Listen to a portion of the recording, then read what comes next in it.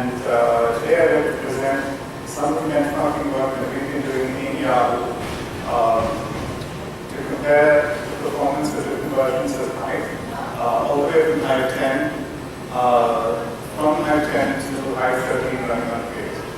So I'm a backup meta, Hive computer, etc.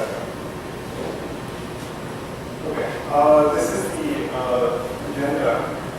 We're going to introduce the idea of Yahoo scale.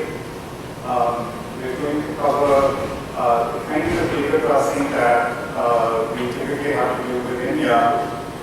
I'll introduce the benchmark that we use, as well as explain why. We'll cover the setup that we use to perform the benchmarking, go over the observations, possibly the lessons that we learned, and I will spend a little more time there today.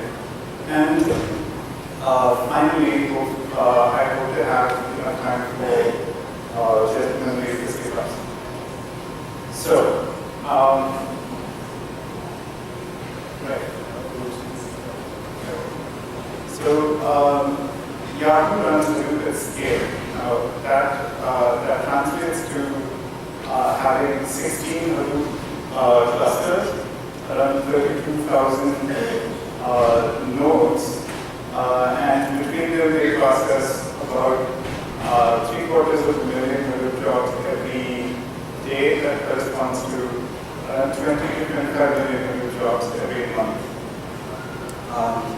We're running 23 in production and 2.4 in sandbox. Our data sets tend to be huge. We have petabytes of data stored on HDFS. We have several thousands of data sets, each of which could be, it ranges from the minute range all the way to the hourly, weekly, daily, weekly frequencies. In order to do this processing, we run peak 11 and Hive 12 in production. We recently moved from Hive 10 to Hive 5. So, let's go over the sort of data processing dichotomy that happens within Yahoo. On the one hand, we have Hive, which is used for ETL, and Hive is used for the ad hoc analytics. Now, Yahoo is a paid job. Close to 45% of our jobs are paid jobs. Hive is a relatively smaller fraction, but that has recently seen a tremendous uptake.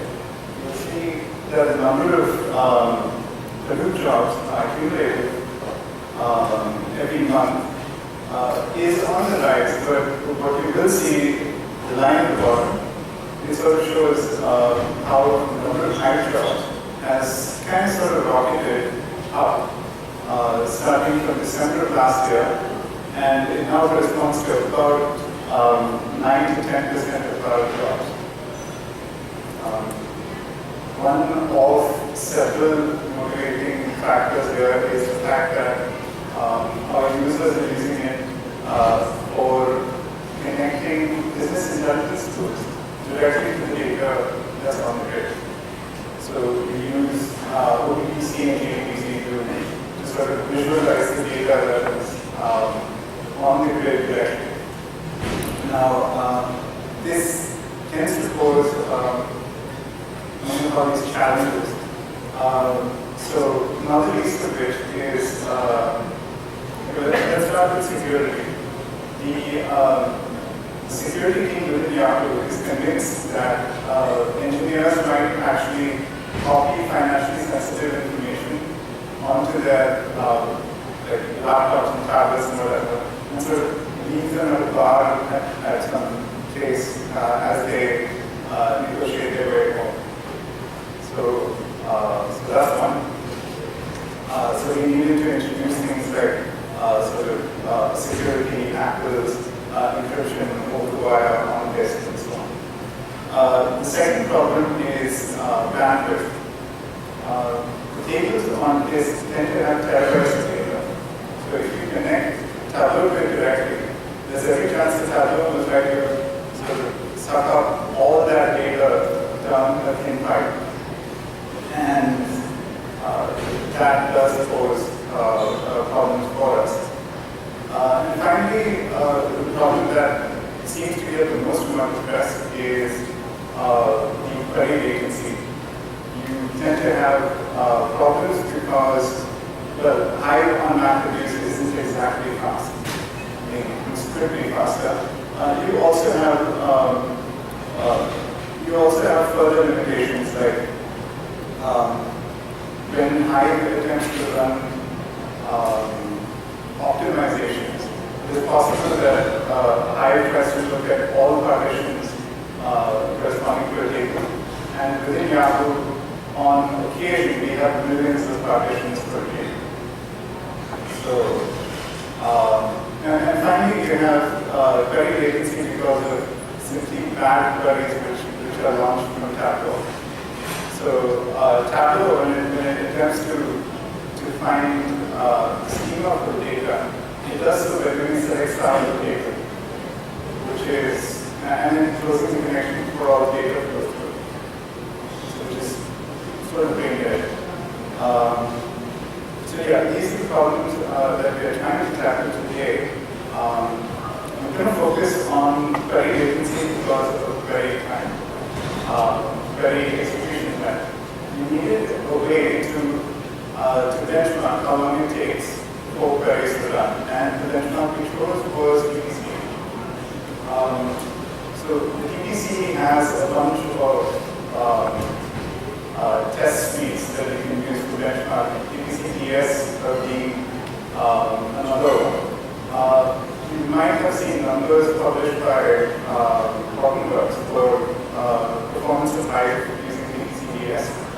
We chose TPC-H for the sake of complementary coverage. That and the fact that the TPC-H queries, I actually found those queries available translated to Hive's peculiar SQL dialect on GitHub already. I just whacked it from Reynolds Shin, who was in Sharp. So I'm using his query, and he derived it from work that was done by somebody else and posted in a Hive repo. So yeah. TPC-H consists of 22 queries run against 8 tables. This is sort of the relational diagram. You'll see the tables on the top right corner. Those are our large fact tables, line item and order. The two tiny boxes at the bottom are nation and region. These are extremely small dimension tables. So if you're doing broadcast join, you can tell that these tables will be what are actual broadcast. And the two larger tables are the ones that you see. So anyway, 22 queries here. I was fortunate enough to be able to use a 350 node cluster for this benchmark. This is the listing of the hardware we used. 16 processors, 24 gigs of RAM, that's not a whole lot, and 6 hard drives. Okay, I'll go off an interesting tangent. When I first deployed HDFS on this cluster, I noticed that I deployed only to use 4 disks, and the remaining 2 disks went unused. Instead of expanding HDFS and MapReduce to use 4, I bifurcated it so that 4 disks are used for HDFS and 2 disks for MR intermediate storage. So through the requirements of one and one effect here. So that's something that you guys might want to try if you're doing your benchmarks. I used RHEL 6.4, JK7, Hadoop 23, and 2.0, the 2.3 at the time. Case 0.3 and Hive 13, Hive 10 through 13. 13 at the time I ran these tests was the trunk version of Hive. And Days 3 again was not the release version, it was what was available on trunk. And finally, I scaled the cluster down from 350 nodes to 100 nodes to see if there was a performance difference. In order to track the data, so among the things that I have to do, we decided to do the test at different scales. So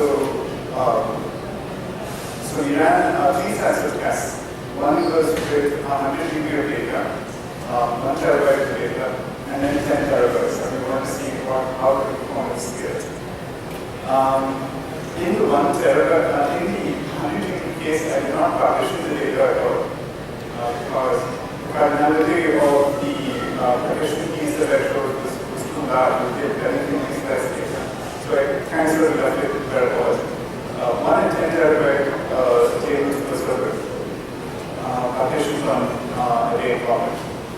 I converted this data from text to RC file and awk so that we have to interact with the partition test. And in all file, I used 64 megs write. I will come to how I got that. Observation. This is the result of the test I ran in the 100 GB case. On the x-axis is the different 22 CH queries, and on the y-axis is the time taken in seconds. You'll see different groupings of stars. From left to right, the legend will show that these are the numbers for Hive 10 running on text, Hive 10 running on RC file, 11 running on awk, and 13 running on awk in both mappings and pages. So yeah, the tall bars that we see are MapReduce Hive 10 text. And what you probably won't see too well, the turquoise bars on the right of each group, that is the resultant case. It is actually too small for you to see. I'll summarize the results. Nearly 20x performance improvement. Hive 13 actually performs nearly 20x better on average compared to Hive 10 on text. No one runs Hive 10, no one runs Hive on text, so in the next few slides I'm probably not going to talk about text. Nearly 12x performance improvement in Hive 13 on days compared to Hive 10 on RC file. This is sort of more representative of production. Average query time is 28 seconds. The fastest query completed in 5 seconds. This is in comparison to the 530 seconds that Hive 10 seems to have needed.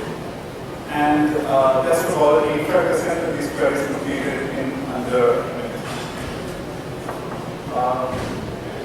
The 1 terabyte case is a little, you're beginning to see some anomalies here. Once again, it's pretty much the same thing. I dropped the text runs because they're not of relevance. So Hive 10, 11, 12, 13, and 13 on this. Now, you begin to see that query 21 begins to see long release dates. Query 21 is probably the heaviest query that we have in the test week. But overall, you still see sort of the same trend, which is that the case numbers, that is the turquoise bar on the right of each group, is significantly smaller than the Hive 10 numbers on the mappings. So to summarize the 1 terabyte case, 6.2x performance improvement in Hive 13 compared to Hive 10. That ranges anywhere between 2.5x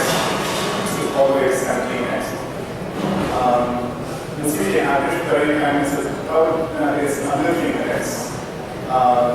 And it compares favorably to the 730 seconds that Hive seems to have been. 60%, over 60% queries complete in under 2 minutes, over 80% in under 4. The fastest query was again per 5 seconds. 10 terabyte case, I'm going to point out 2 anomalies here. I left them in the spread overnight. The first is query 21.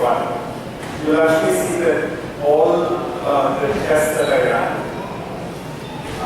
they all hit the same long review state. It could be because of one or two factors. Either when the data was being generated for the data distribution might have changed. It's more likely that this was because of that lag, which has, I'm told, been fixed in Hive 13.1. The second anomaly is probably query 5. The actually CK is not performing as well as Hive 11, anything. And that again might have to do a little bit because of the data distribution. But overall, the trend is still that case is faster.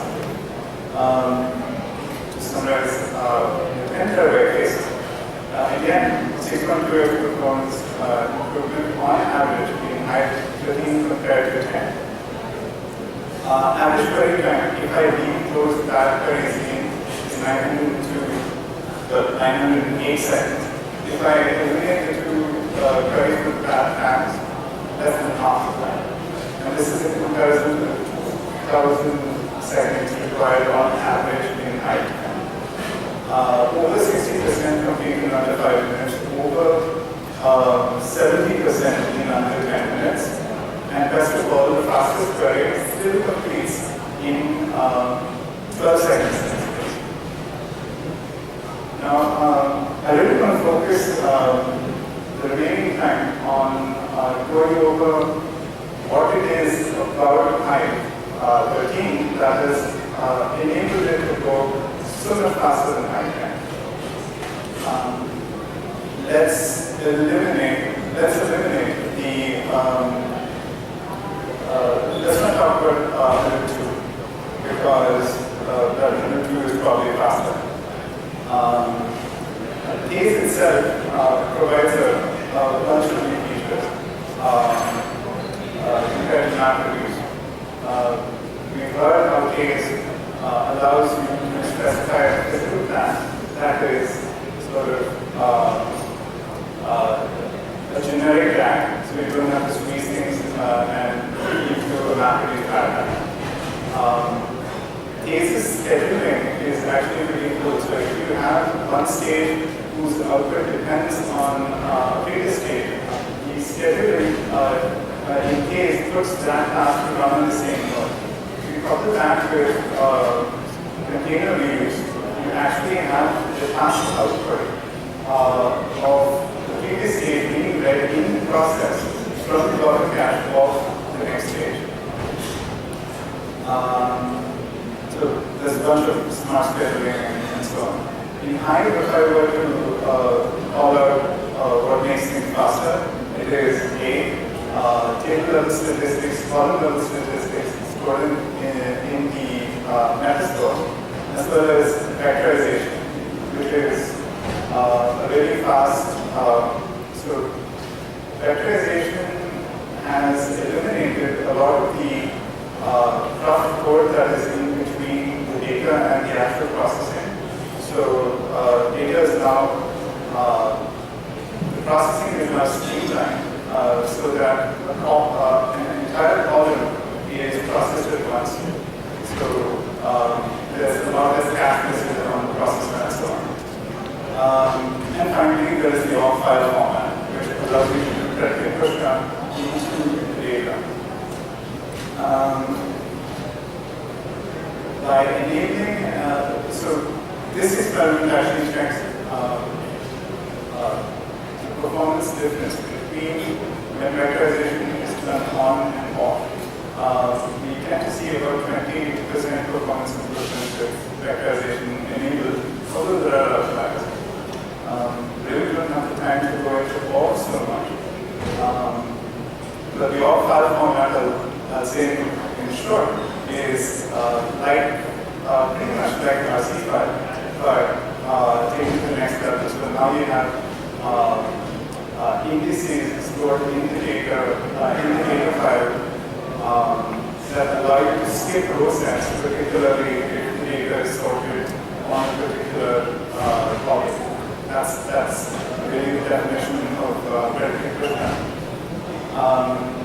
The default orbital stripe size, all files are stored as stripes on disk, and those are really visible. A mapper can process, or rather, an all stripe can only be processed by one map. It's not further visible. So yeah, defaults that we are running with in Yahoo. We tried some stuff with compression. 1 terabyte case we see is, in 1 terabyte case, by turning on serial compression, we actually lose a little bit of performance, about 10%. In the 10 terabyte case, we see the first thing, compression is actually better. Because it's being offset by the amount of time to take it free from disk.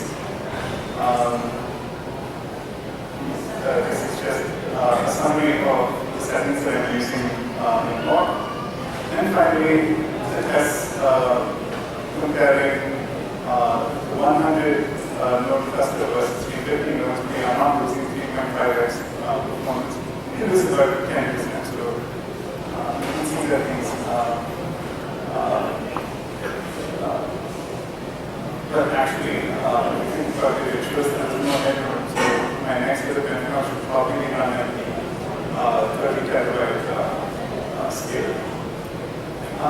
Conclusions, we like the performance that we're seeing with Hive on case. So the wider team is likely to be sticking with it. The rest of the problems that need resolving. SQL compliance, I hate have to translate the queries and so on, so you shouldn't have to do that. Methods for scaling, that's another thing that we're working on. The code that I use for the benchmark and all the stuff that